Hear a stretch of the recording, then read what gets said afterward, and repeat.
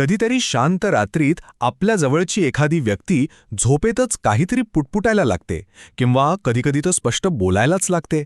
हे आपण सगळ्यांनीच कधी ना कधी अनुभवलं असेल, नाही का? पण असा विचार केलाय का की असं नक्की का होतं?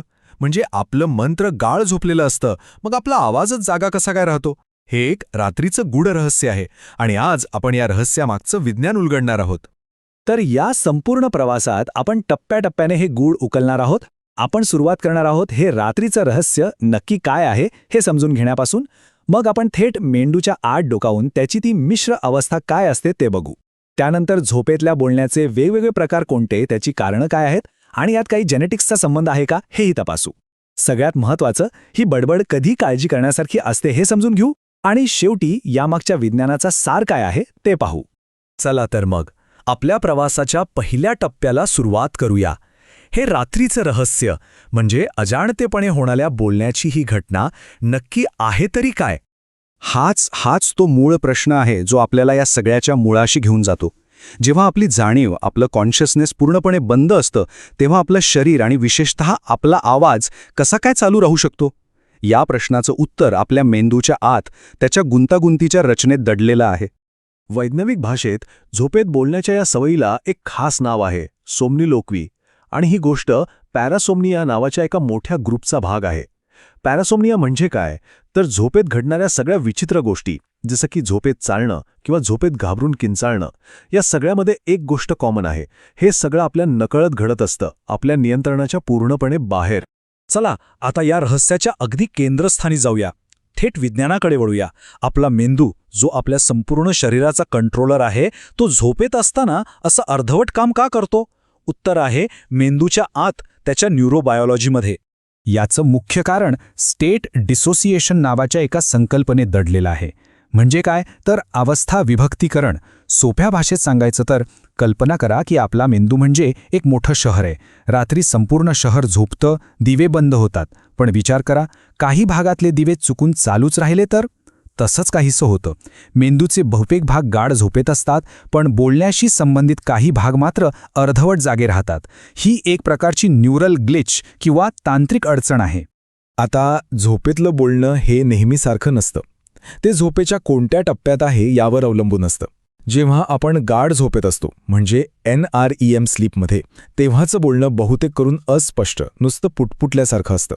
पण जेव्हा आपण स्वप्नांच्या जगात असतो, म्हणजे REM स्लीपमध्ये, तेव्हा मात्र बोलणं अधिक स्पष्ट, नाट्यमय आणि भावनिक असू शकतं.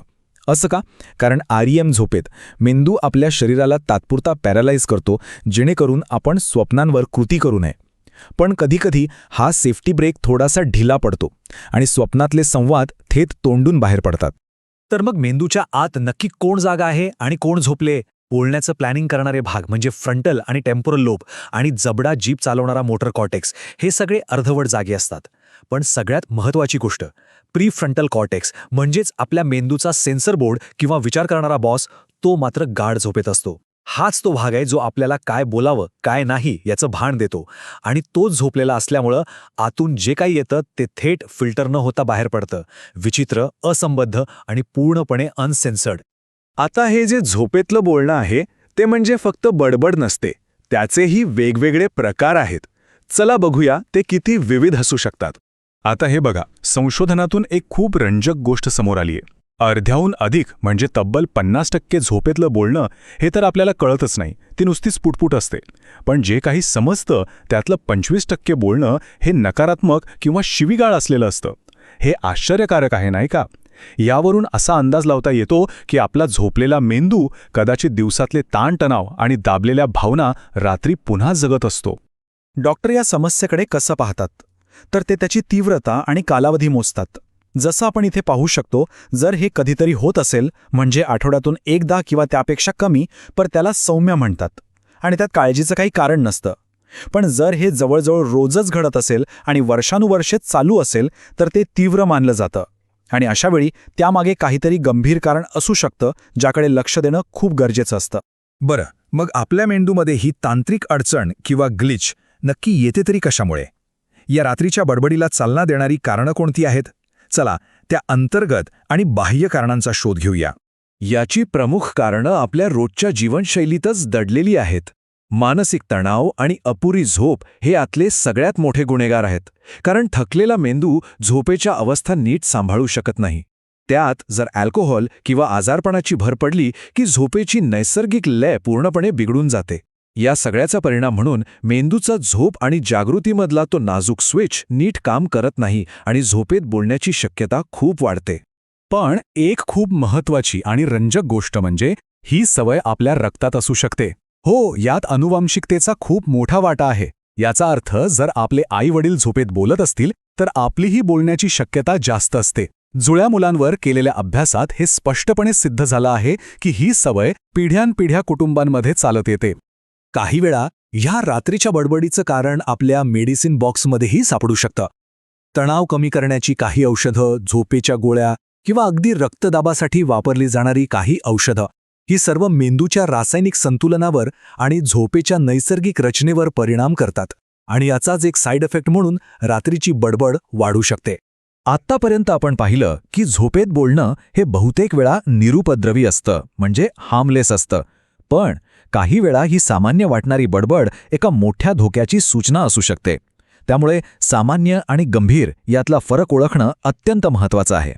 ही गंभीर स्थिती आहे REM स्लीप बिहेवियर डिसऑर्डर किंवा शॉर्टमध्ये RBD. सोप्या शब्दात सांगायचं तर आपण जेव्हा स्वप्न पाहतो म्हणजे REM झोपेत असतो तेव्हा आपला मेंदू शरीराला तात्पुरता पॅरालाइज करतो, जेणेकरून आपण स्वप्नातल्या गोष्टी खऱ्या आयुष्यात करू नये. पण RBDमध्ये हा सेफ्टी स्विच बंद पडतो आणि याचा परिणाम खूप भयानक असू शकतो. व्यक्ती स्वप्नांवर अक्षरशः शारीरिक कृती करायला लागते.